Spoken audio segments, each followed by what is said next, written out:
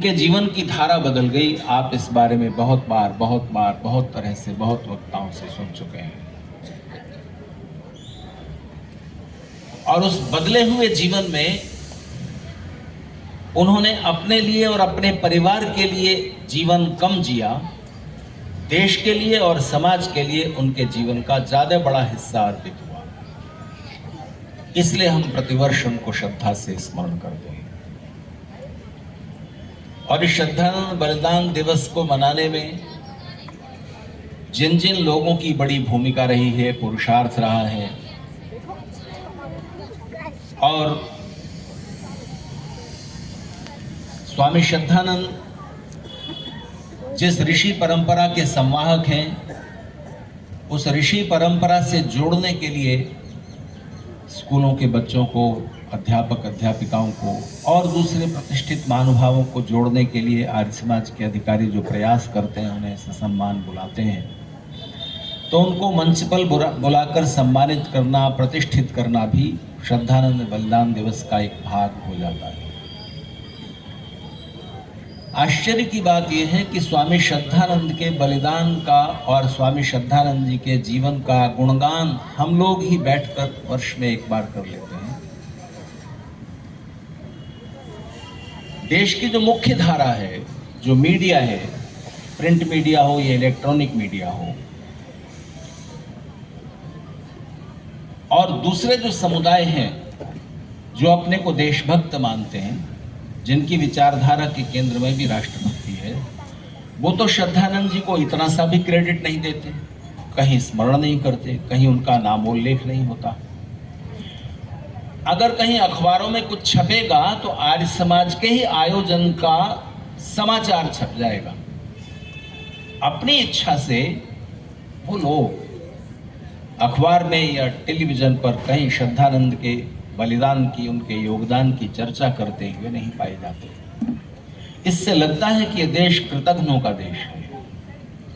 जिस समाज को जीवन देने के लिए जिन्होंने अपना जीवन बलिदान कर दिया, रक्त का एक एक कण समर्पित कर दिया, उनको वो समाज श्रद्धा से स्मरण भी न करे। और ये बात केवल स्वामी श्रद्धानंद के साथ नहीं है। देश की स्वतंत्रता के लिए जिन जिन क्रांतिवीरों ने बड़ी प्रसन्नता के साथ फांसी के फंदे को खुद अपने गले में डाल लिया था, हमारे देश की युवा पीढ़ी उनके प्रति कितनी श्रद्धा रखती है, उनके कितनों के नाम जानती है, कितनों के जीवन के बारे में उसे पता है, कितनों के जीवन से हमारे बच्चे प्रेरणा ले रहे हैं।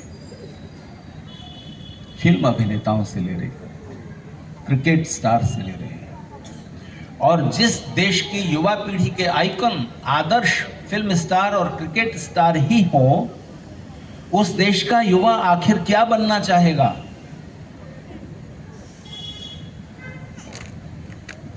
चार दिन पहले एटा शहर के पास एक दूसरा शहर है, वो भी अपने में जिला है, कासगंज। वहां एक डिग्री कॉलेज है। उस डिग्री कॉलेज के जो प्रिंसिपल हैं, वो पिछली 2 पीढ़ियों से उनके परिवार में आर्य समाज की विचारधारा है, और वो कासगंज में प्रिंसिपल बनकर आ गए। आर्यावर्त केसरी नाम से वो एक पत्रिका भी निकालते हैं।